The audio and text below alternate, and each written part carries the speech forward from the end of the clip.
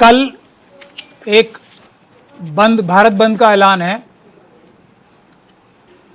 और मैं यहाँ उस भारत बंद का, जो कि सब classification schedule caste, schedule tribe community के अंदर बंटवारा करने की जो जजमेंट सुप्रीम कोर्ट की आई है, मैं उसकी भर्त्सना भी करता हूँ उस जजमेंट की, और उसे लड़ाई करवाने वाला मानता हूँ।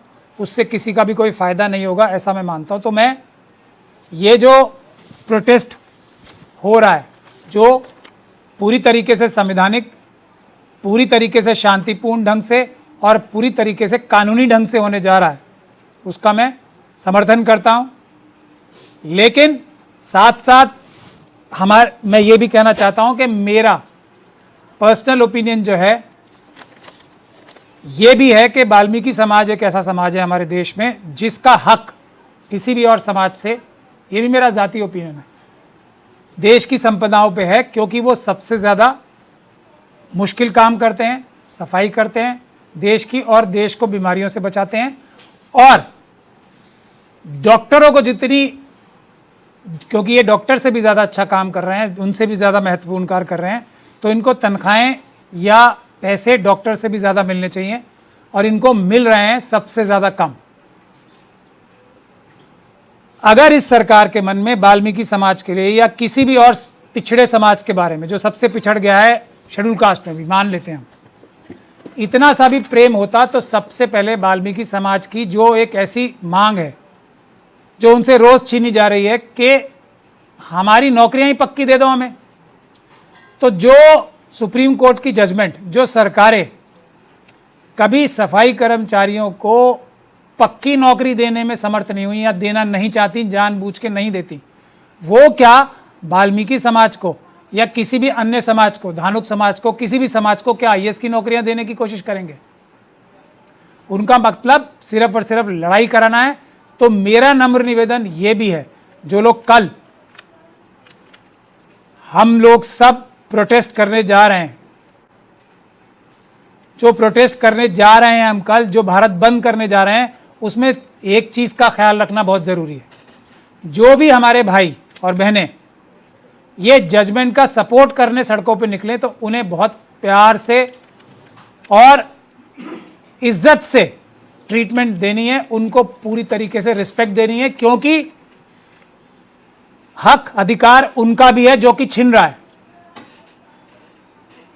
सरकार ने, सुप्रीम कोर्ट के माध्यम से जानबूझ के सरकारों ने इस तरीके से आर्ग्यूमेंट की कि ये जजमेंट आए। मैं ऐसा नहीं कह रहा हूं कि सरकार की बहस करने से ही ऐसी जजमेंट आ गई, लेकिन पूरी ताकत लगाई गई इस बात की कि आपस में लड़ाई कराने वाला यह फैसला हो जाए।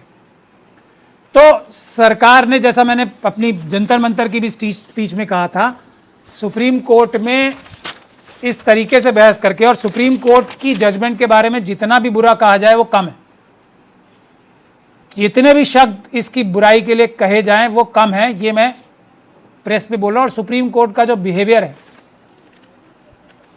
वो इस प्रकार का है कि हमारे दोनों पड़ोसी देशों में सुप्रीम कोर्ट के चीफ जस्टिस का अभी बांग्लादेश में इस्तीफा लिया गया है, और पाकिस्तान में अभी सुप्रीम कोर्ट के चीफ जस्टिस का घेराव हो रहा है, शायद आज कल में हुआ है। ये क्यों हो रहा है ऐसा? क्योंकि इस प्रकार के फैसले आ रहे हैं जो कि जनता को बिल्कुल भी समझ में ही नहीं आ रहा कि इतना बड़ा अन्याय हम पे कैसे थोपा जा सकता है। तो इसमें supreme court as a institution की गलती नहीं है। जो लोग इस तरह की जजमेंट्स लिख रहे हैं, और 4 सुप्रीम कोर्ट के जजेस कह चुके हैं कि हम पे दबाव है, जो लोग दबाव में आके इस तरह के काम कर रहे हैं, ये उनकी गलती है। तो जनता को ये समझना चाहिए। अब मैं ये जो ये जजमेंट जो खराबी करती है उस पर आता हूँ सीधे सीधे। ये अगर वाल्मीकि समाज को, धानुक समाज को, या किसी भी मूसाहार समाज को, किसी को भी अगर कुछ देने वाली होती, 1% भी अगर देने वाली होती, तो मैं इसका सबसे बड़ा समर्थक होता, चाहे पूरी दुनिया मेरे खिलाफ हो जाती। मैं ये बात खुल के कहना चाहता हूं, अगर ये 1% भी उनके फायदे की होती तो मैं इसके समर्थन में खड़ा होता, चाहे पूरी दुनिया एक तरफ हो जाती। लेकिन इनसे किसी को भी, वाल्मीकि समाज को या किसी को भी, इतना सा भी लेश मात्र फायदा नहीं होने जा रहा। ये मैं गारंटी के साथ कहता हूं। और आने वाले समय में कुछ महीनों में, 6 महीने तक, साल भर तक ये बात सभी समाज के लोगों को क्लियर भी हो जाएगी। तो जो लोग उनसे नाराज हो रहे हैं उनको भी अपनी बात को सोचना चाहिए दोबारा कि अगर वो कल इस जजमेंट की सपोर्ट करने के लिए कुछ लोग आते हैं तो उनकी नासमझी समझनी चाहिए। ये समझना चाहिए कि इन्हें हमसे बड़ा धोखा इनके साथ हो रहा है, ये बात समझने की है। और इसी बात को समझ के कल का ये पीसफुल आंदोलन होना चाहिए। करने दीजिए प्रोटेस्ट, उन्हें भी, उनको स्वागत करने दीजिए। उनको अभी कुछ महीनों में, कुछ दिनों में, कुछ हफ्तों में, कुछ महीनों में खुद समझ में आ जाएगा और वो सब लोग एक प्लेटफॉर्म पे आएंगे। लेकिन उस एक प्लेटफॉर्म पे लाने के लिए क्या जरूरी है वो मैं बताना चाहता हूं। हमारी कल के भारत बंद में जो सबसे पहली डिमांड होनी चाहिए वो होनी चाहिए बैकलॉग की जितनी नौकरियां हैं, करोड़ों नौकरियां बैकलॉग में हैं, जो बेहतरीन नौकरियां हैं ना। आप लोग सोचिए, ये सालों साल से जो रिजर्वेशन दी गई है या जो हक था, जो हजारों साल का हक मारी हुई थी, वो कुछ सालों से देने का झूठा वादा हुआ है, दी नहीं है कभी भी, मिली नहीं है कभी भी किसी को भी। ये बिल्कुल जिम्मेदारी के साथ में बात कह रहा हूं, किसी को नहीं मिली है। एक आध मुंह दिखाने के लिए किसी को मिलती है, सिर्फ मुंह दिखाने के लिए। और वो कौन सी मिलती हैं? जो सबसे बचे कुची नौकरियां होती हैं, अच्छी अच्छी मलाईदार नौकरियां, क्रीमी लेयर वाली नौकरियां, तो सब बैकलॉग के माध्यम से, नॉट फाउंड सूटेबल के माध्यम से। पहले नॉट फाउंड सूटेबल, फ्रॉड, उसके बाद एकदम ये दिखाया जाता है कि जी यहां पे तो कोई काम करने वाला ही नहीं है, और इसके बाद उनको जनरल कैटेगरी में कन्वर्ट किया जाता है 2-3 साल बाद। और उस तरीके के हमारी करोड़ों नौकरियां पड़ी हुई हैं जो मिल सकती हैं, जिसको मिलकर लड़कर लेने की बात है। मुझे नहीं लगता कि वाल्मीकि समाज का एक भी परिवार ऐसा रह जाएगा। वाल्मीकि समाज क्या, शेड्यूल कास्ट परिवार में, समाज में कोई भी एक परिवार ऐसा रह जाएगा जिसके पास अच्छी से अच्छी नौकरियां नहीं होंगी, अगर वो करोड़ों नौकरियां बैकलॉग की जो पड़ी हुई हैं उसके लिए लड़ाई हो। ये सुप्रीम कोर्ट की जजमेंट के माध्यम से सरकार ने क्या किया, अगर आप सोच लीजिए। पहले तो रिजर्वेशन की बात पे आ जाते हैं। रिजर्वेशन जो है इस देश को की तरक्की के लिए है, ये नहीं है किसी के ऊपर एहसान नहीं है। जो लोग रिजर्व कैटेगरी से नहीं आते वो सारे देश को बर्बाद कर रहे हैं, ये मुझे बताने की कोई जरूरत नहीं है। हर क्षेत्र में आज सरकार खुद क्यों कह रही है कि सरकारी नौकर जो हैं वो इस लायक नहीं है, इसे हमें प्राइवेटाइजेशन करनी पड़ रही है। यही वजह देती है ना सरकार कि सरकारी नौकरी जो है, नौकर जो है वो काम नहीं कर पा रहे हैं। सरकारी नौकर में 90% कौन है? जनरल कैटेगरी के लोग, मतलब वो नालायक है ना, इसीलिए प्राइवेटाइजेशन की जरूरत पड़ रही है। पहली बात आप ये समझ लीजिए कि, और ये बात सच है, वो नालायक ही हैं, इसीलिए तो प्राइवेटाइजेशन की जरूरत पड़ रही है। अब जो हमारे रिजर्वेशन का हक था, जो देश की तरक्की करा था, जो एफिशिएंट लोगों को सरकारी नौकरियों पर रखता, उसको कैसे कैसे खत्म किया गया है। पहली चीज तो मैंने आपको बताई दी, एनएफएस और बैकलॉग। दूसरी चीज है बड़ी प्राइवेटाइजेशन। प्राइवेटाइजेशन करके भी नौकरियां खाली गई। अब 2011 के सेंसस में से 16.5 से भी ज्यादा % शेड्यूल कास्ट कम्युनिटी के लोग हैं। 17% शेड्यूल कास्ट कम्युनिटी के लोग हैं 2011 के सरकारी सेंसस से, और रिजर्वेशन कितनी मिल रही है? 15%। तो 1.5-2% की हकमारी तो वैसे ही हो गई। इसी प्रकार से 1 से ज्यादा % की हकमारी शेड्यूल ट्राइब की हो गई। रिजर्वेशन संख्या के हिसाब से होता है ना। तो 1.5% नौकरी तो सीधी सीधी चुरा ली। उसके बाद बैकलॉग से चुरा। बैकलॉग से आपको पता है कितनी चुराई जा रही नौकरियां? किसी भी जगह पर, किसी भी समय पर, किसी भी वक्त पे 50% भी नौकरियां नहीं मिली हैं हमारे लोगों को, शेड्यूल कास्ट लोगों को। तो ये जो खाली पड़ी नौकरियां हैं, ये क्या नौकरियां नहीं है? और ये तो जो खाली पड़ी हैं वो ज्यादा अच्छी हैं, क्योंकि बची कुची नौकरियां ही दी जाती हैं। अच्छी अच्छी नौकरियां तो वो जनरल कैटेगरी के लिए उन्होंने रिजर्व कर ली। तो अगर हम बैकलॉग के लिए लड़ाई करेंगे, तीसरी सबसे बड़ी चीज जो लेटरल एंट्री, और चौथी चीज जो ईडब्ल्यूएस है, क्या SC ST OBC के लोग गरीब नहीं होते हैं? और उसको सुप्रीम कोर्ट ने अलाउ किया है कि हां, SC ST और OBC के लोग गरीब नहीं होते, इसलिए इकोनॉमिकली वीकर सेक्शन जो सिर्फ इकोनॉमिक बुनियाद पे है, उसमें सिर्फ जनरल कैटेगरी के लोग आएंगे। इससे बड़ी बेईमानी कोई हो सकती है देश में? तो हमें ये सब चीजें देखनी है। हमें 3-4 चीजें अब करनी है, और वो हमारा, एक तो हमें डायलॉग करना बहुत जरूरी है सबके बीच में। नाराजगी किसी को किसी से नहीं होनी चाहिए। सरकार ने लड़ाई कराई है, हमारी लड़ाई नहीं होनी चाहिए। खास तौर पे जो ऐसे समाज हैं जो संख्या में ज़्यादा हैं, शेड्यूल कास्ट में भी, उनसे मैं निवेदन करता हूं कि बहुत ही प्यार और मोहब्बत के साथ ऐसे समाजों से बात करें जिनको झूठ बोला गया है इस जजमेंट के माध्यम से कि तुम्हें कुछ फायदा होगा। और हमारा एक जॉइंट कैंपेन होना चाहिए साथ के साथ में। क्या? पहला कि हमें बैकलॉग की सीटें चाहिए, इससे पहले कि कोई भी जनरल कैटेगरी की नौकरी अब आगे मिले कभी भी। पहले सारे बैकलॉग की जो चोरी की सीटें, जो डकैती डाल के हमसे छीन ली गई हैं, पहले उनको भरा जाए। वो सीटें भले ही हमें जनरल कैटेगरी के लोगों से जो नौकरियों पे बैठे हैं उनको नौकरी से निकाल के हमें मिले या नई नौकरियां मिले, पहला काम वो। ये एक हमारा जॉइंट एजेंडा होना चाहिए, कॉमन मिनिमम प्लेटफॉर्म होना चाहिए, पहली डिमांड।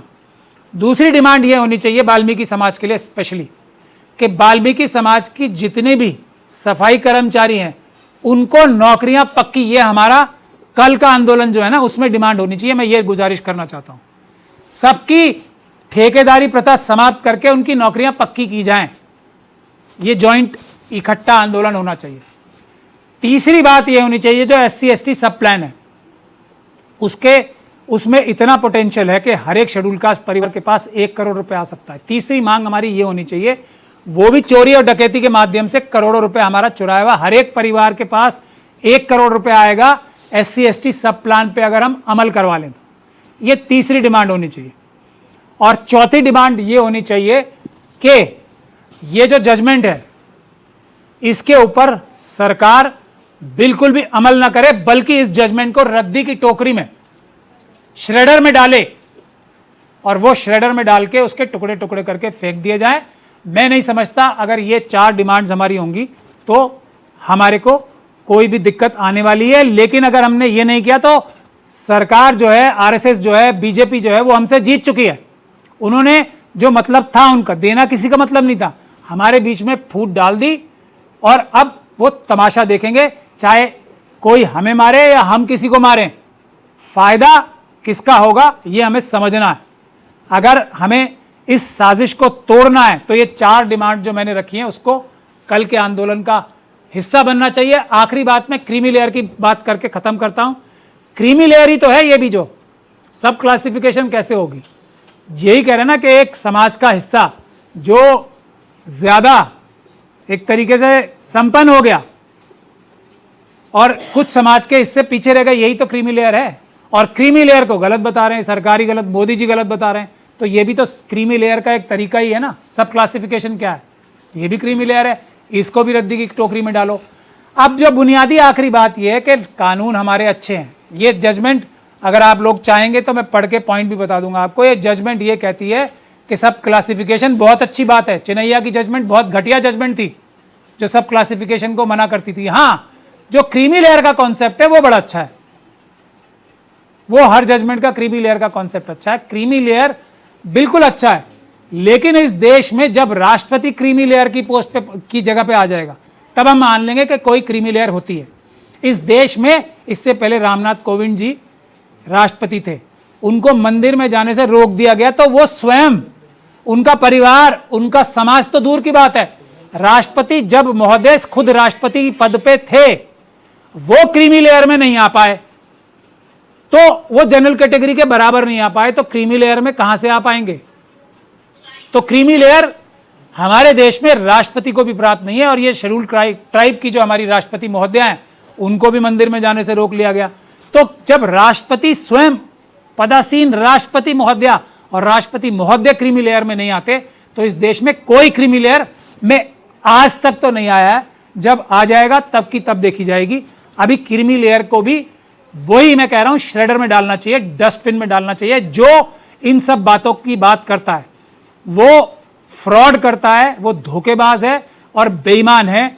ये सब देखने में अच्छी लगती हैं चीजें, इसमें कोई शक नहीं है कि कुछ समाज का हिस्सा पिछड़ गया है शेड्यूल कास्ट और शेड्यूल ट्राइब समाज में से भी, इसमें कोई शक नहीं है। इसमें क्या झूठ है, इसीलिए तो ये फ्रॉड कर पा रहे हैं। लेकिन ये पिछड़ा क्यों है?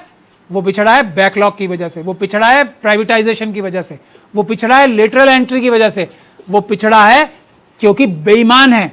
सुप्रीम कोर्ट ने आज तक अपनी कोई जजमेंट इंप्लीमेंट नहीं कराई कंटेम्प्ट जारी करके, एक भी, ना किसी हाई कोर्ट ने। तो बुनियादी बात यह है, इसलिए कल का आंदोलन बहुत सफल होना चाहिए और कल आप सब लोग कैमरे लेके जाएं अपने, क्योंकि आरएसएस के लोग ही इसमें हिंसा करते हैं। आरएसएस और बीजेपी के लोग इसमें हिंसा करवाना चाहेंगे और करेंगे, तो उनकी वीडियो जरूर बताएं। हम सबको कानूनी मदद भी करेंगे और कल सड़कों पे भी रहेंगे इस आंदोलन का समर्थन करने के लिए। बिल्कुल निश्चिंत होकर पीसफुली प्रदर्शन करें। अंबेडकरवादी कभी भी हिंसा का प्रयोग नहीं करते। ये भी हमारे लोग कुछ बैकफुट पे आ जाते हैं ना, ये कह के हम ही अपील कर रहे हैं हिंसा नहीं करनी। हमारे लोग कभी हिंसा करते ही नहीं है, ना आज तक पहले किए, ना आगे कभी करेंगे, ना कल करेंगे।